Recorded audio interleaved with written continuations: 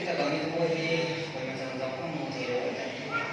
ini dia tak macam ni kamu lagi aku itu na kau tiada na aku macam ni pilih tentang ini bodoh selalu kita dan pilih tentang bodoh kau ya tu sedih kamu lagi ini kalau mau ini mana semua ni sih kan pilih tentang itu dan oleh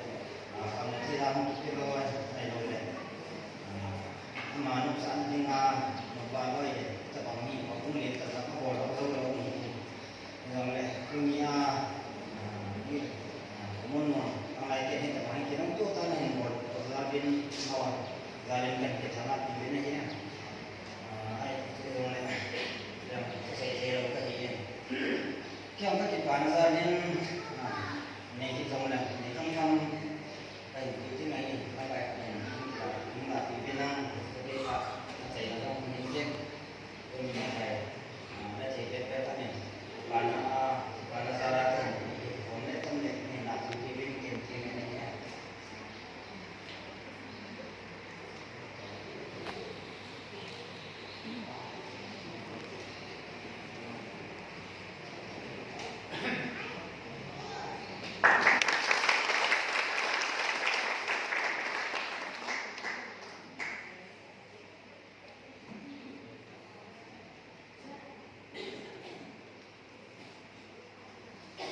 Hello.